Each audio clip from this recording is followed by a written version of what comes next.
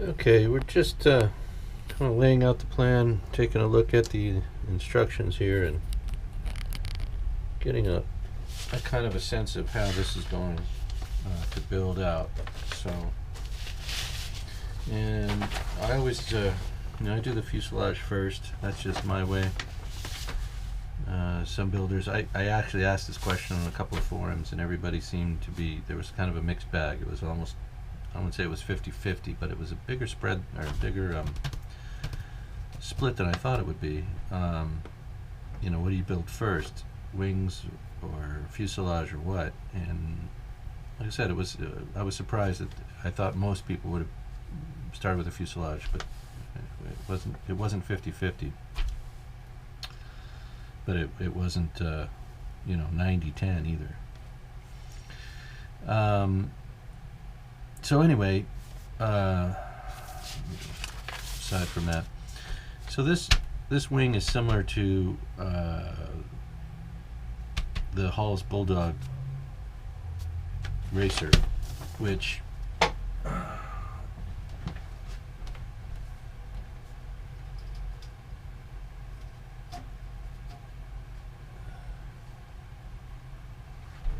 might be a little dusty. It's been a while since I cleaned this one up. Yeah, cobwebs in there. You see how the center section here, it's a gull wing, and this is similar to what the Sparrowhawk has. So the center section is built up separately from here across to here as one piece. And then the two outer wing panels are assembled, and then at some point you build the wing together. You glue it up into one piece, as was done with the Hall's Bulldog. So anyway, that's been made clear on the instructions, that's how they want you to build it. Center section first, and then the outer panels. And that's good. And there's cross sections of that.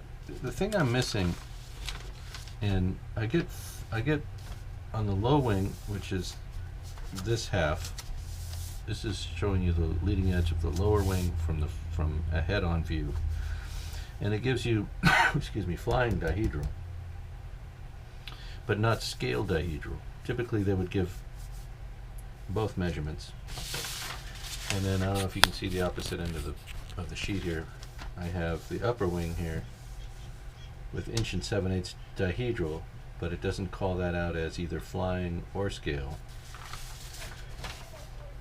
And then also typical on the tail surfaces, you often will get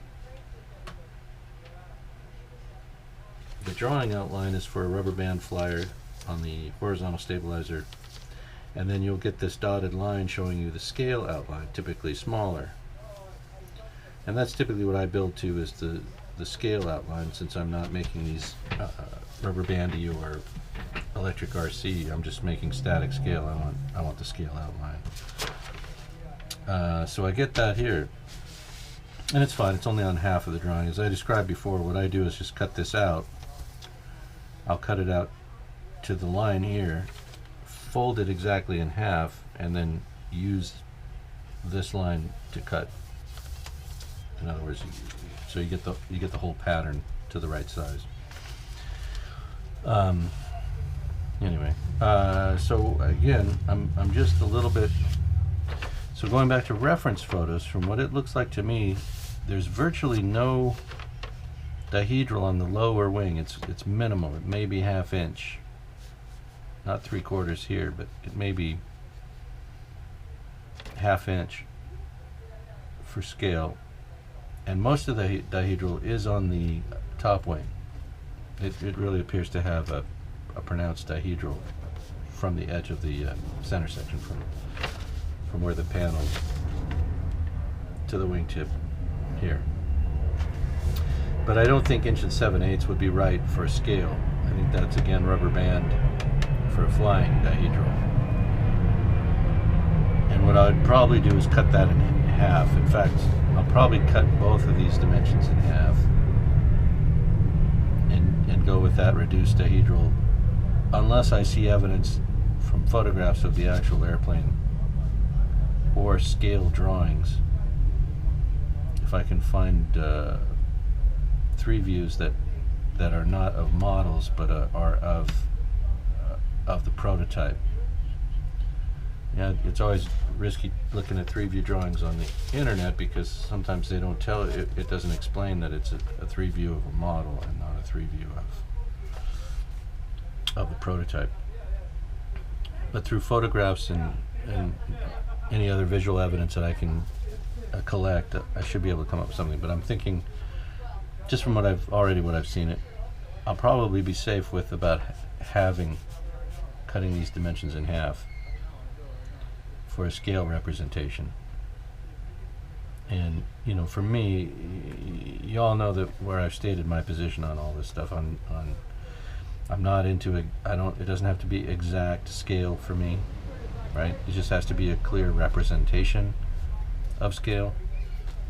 The project has to be built as square as possible and built with a certain durability in mind. And then the other issue for me is not to spend an inordinate amount of time on a project. I'm not going to take 2 years to build a model. I mean, 2 months, 3 months maybe, but in that span of time, I can bring a project to where I want it to be,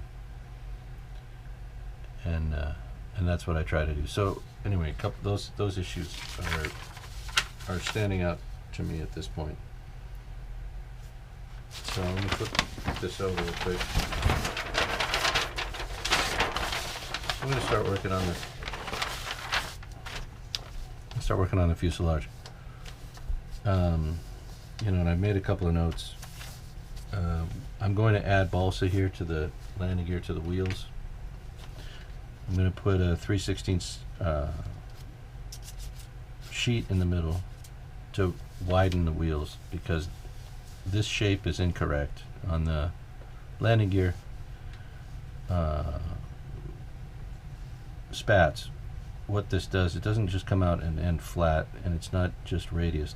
This thing comes off of here and is rounded about like that, and the wheel comes out to here, and most of that I can accomplish by putting the wheel further out onto the axle, but I will need to widen the tires. These are too thin. But the actual wheel pant has more of a shape like this, and that's what we'll be doing with balsa. There's a plastic part that makes up this portion, and a balsa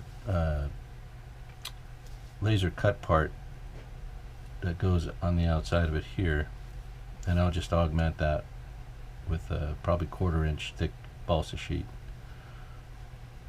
to bring it out, and then sand it to this kind of shape, right? And you've seen, and I don't know if the camera's reaching all the way down here, but so they're open on the outside and closed on the inside, but this is not a flat wall here.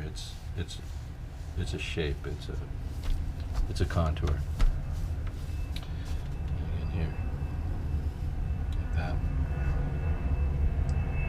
Wheel out here. So that's what we'll be doing here, is adding that, and I made a note of that. Also, it talks about this 1/8 inch square stringer on top here.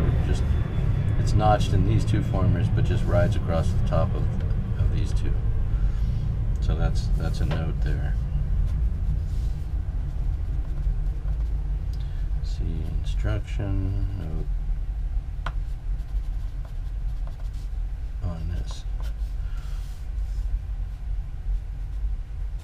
Okay, and then so the other thing I'll be doing is they talk about installing and connecting this wire gear, and I'll be leaving this disconnected until I can get the aluminum tubing fitted and slid over these cores, and then we'll look at soldering that. Nothing else really jumped out at me. I might be using the Williams Brothers motor from the previous project from the Air Express. This will fit into the cowling. The only problem is I'll have to cut the cowling to pieces, really, as far as the way it is. So here's the cowling part, and what I need to do is essentially remove this whole center section, right? The engine would fit behind this cowling. It would fit in there. We've done the measuring. Then I'd have to slice the center piece off, so we'd essentially just be cutting away this part with this cylinders molded into it. So separating, cutting along this line, pulling the whole part out, and then cutting this dome out. And then I'd have to trim it a bit more at each of these roundels. I have to trim it a bit more so that this part would fit over these cylinders and their push rods. And then cut out the cooling vent notches.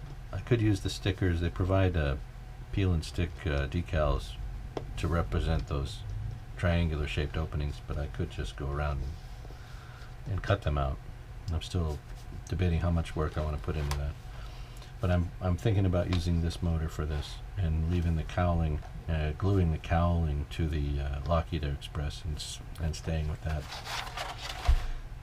But I've got plenty of time to decide. We're not anywhere near that stage yet, and I could always buy another Williams Brothers motor. The only problem with that is that they're currently closed down, and I don't know how long it'll be before they can reopen and then reestablish production and be able to ship units. So their third option, leave the cowling the way it is, cut it out and use the Air Express motor, or option C would be to build mock up a motor out of balsa and wood dowel, and just try to make a clearer representation of cylinders than what this is. You know, so there's 3 roads here, and I'm still hashing it out which way I might want to go. Alright, so that's where we stand right now. Next step will be taping the plan down. I'm going to just fold it, like we did with the Aranca, I think. No, it might have been the Air Express. No, I don't remember. I don't want to cut this plan because it's printed on both sides, and I don't want to slice through any part of the wing. It looks like it would be clear straight across, but I think I'd rather just do this to play it safe. We can get this tight enough to the board that it won't affect any of the pinning or the flatness of our construction. It'll be fine. Alright, so that'll be the next video. We'll have this plan taped down. We'll start pinning parts to the fuselage. Thanks for watching.